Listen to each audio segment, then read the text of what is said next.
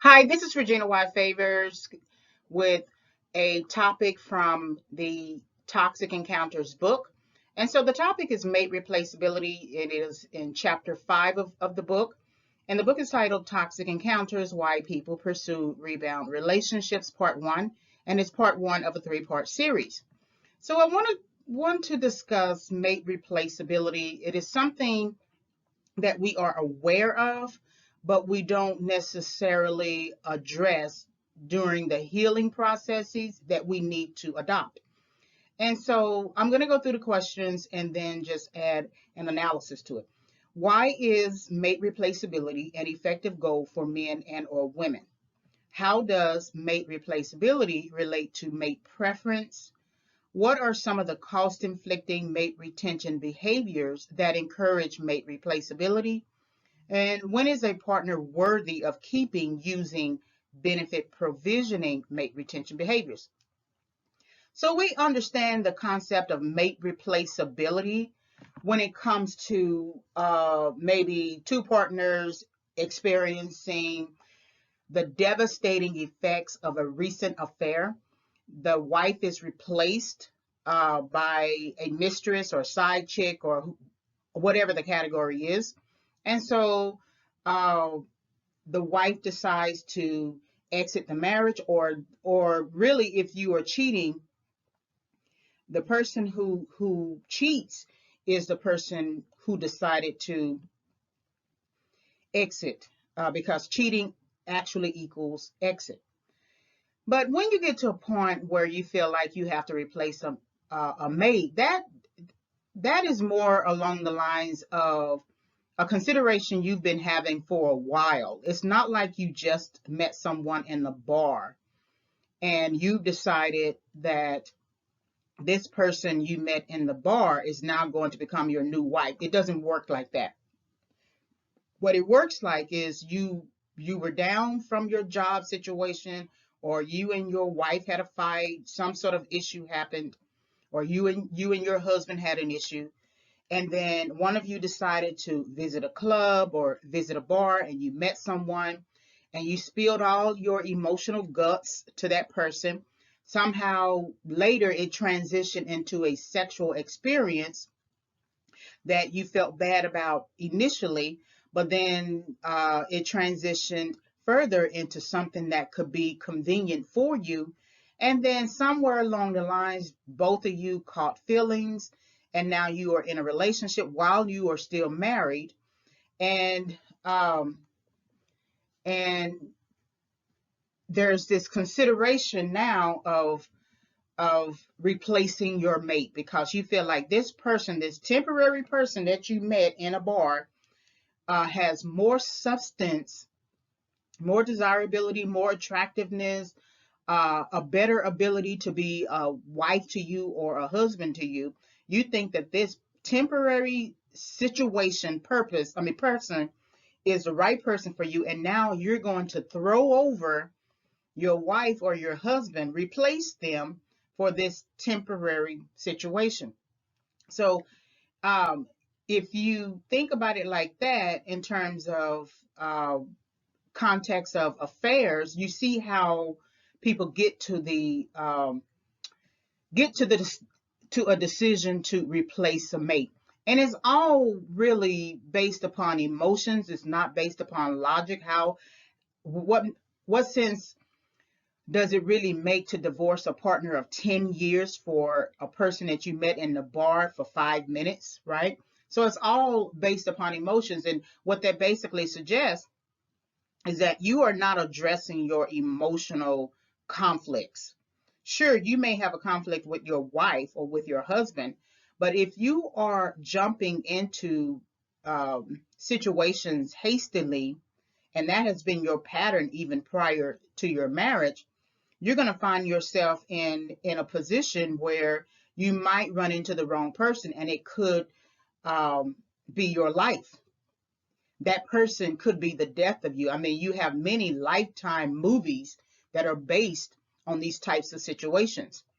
So your whether or not you believe in mate replaceability always begins with your initial goal for your relationship, but also just for your life. Or you the type of person that when something happens, you jump from one thing to the next? It can be a job situation. This is not necessarily about mate replaceability in terms of a job situation, but you can't stay anywhere longer than 2 years versus you the first 2 years are you putting in your dues and you stretch them out to 5 years to continue to learn, and then you negotiate a better pay or you negotiate a better level, a new job or something like that.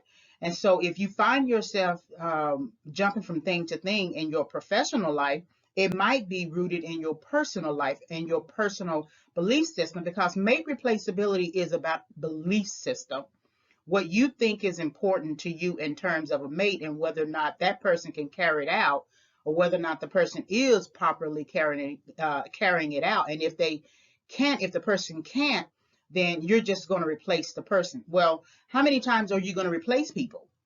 Because you are always going to have somebody who doesn't do everything you need.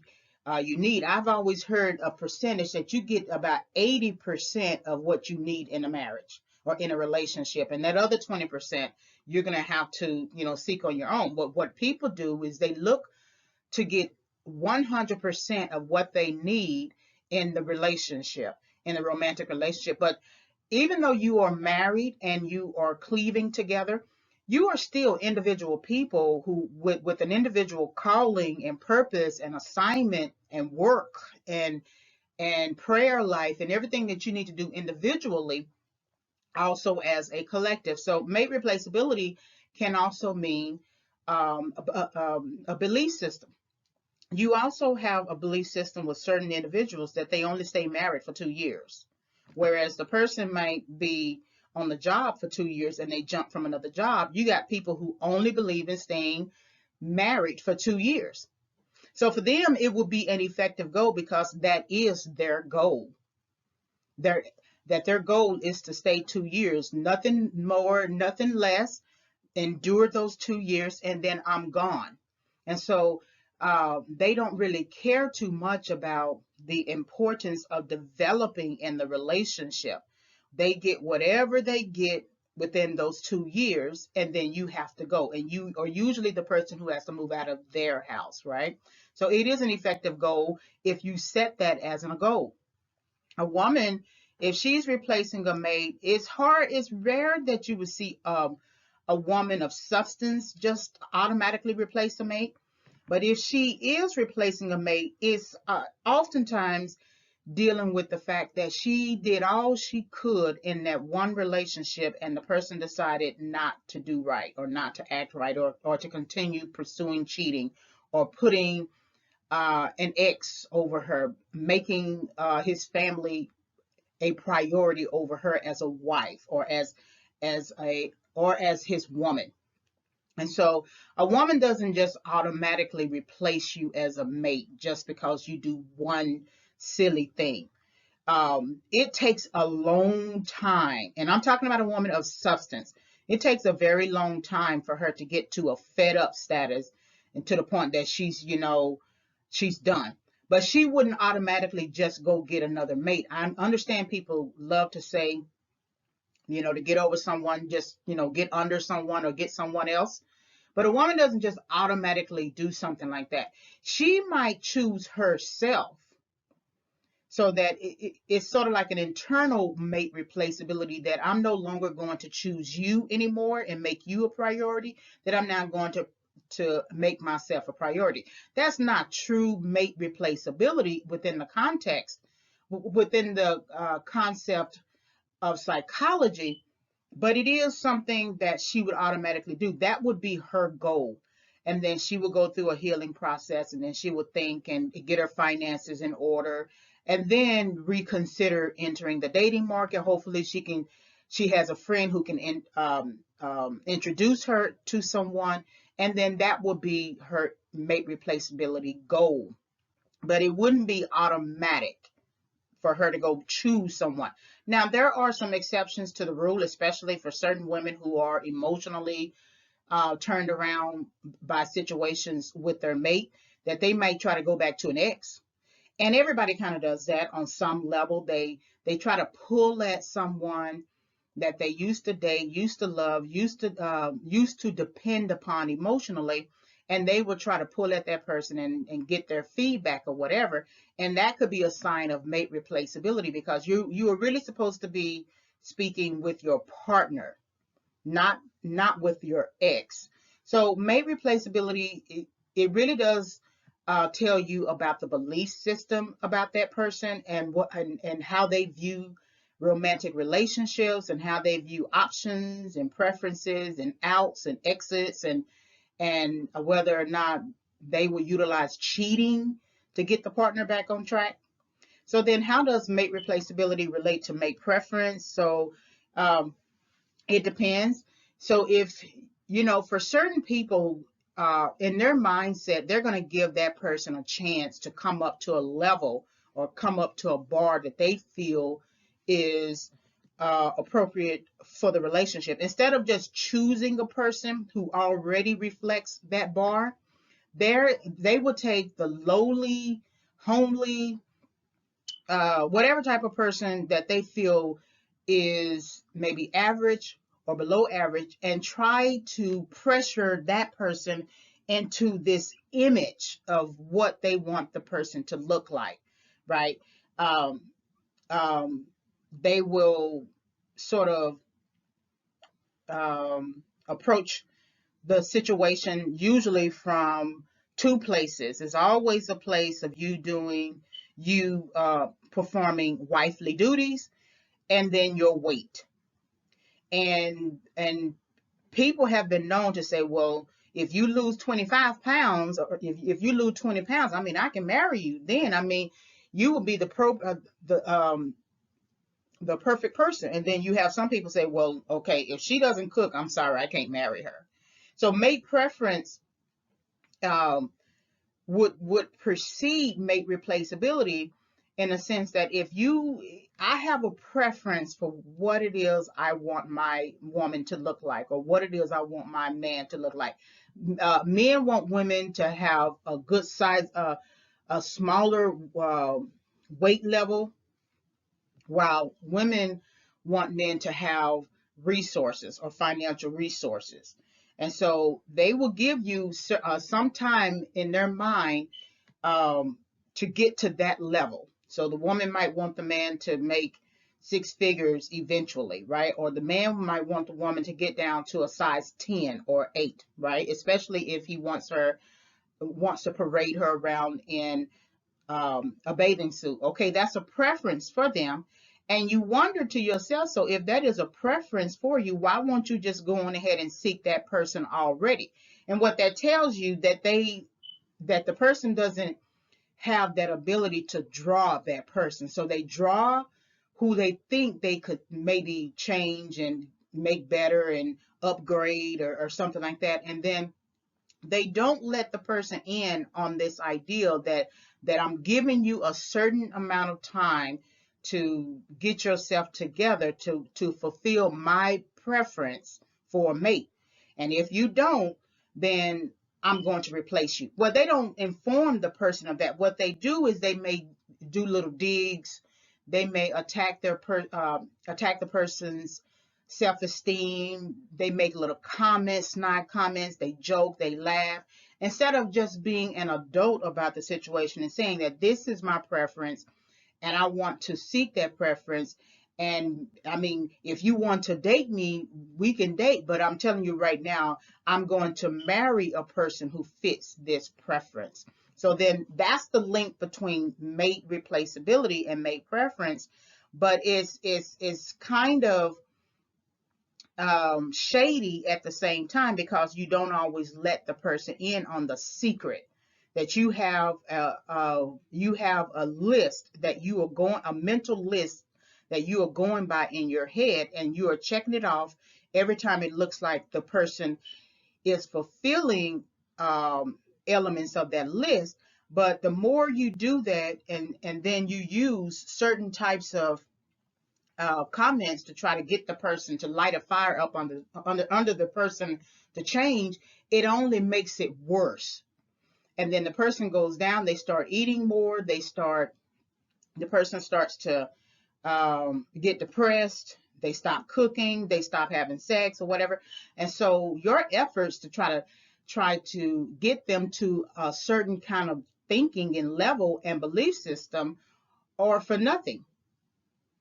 And then you say, well, because you didn't do all of this or whatever, I'm leaving you, I'm replacing you. Well, you really wanted to do that in the first place. You just didn't let the person in on the secret, but you had that in mind in the first place. That's why mate preference is a very tricky, deceptive concept in the hands of the wrong person who can mishandle a person and mishandle a relationship.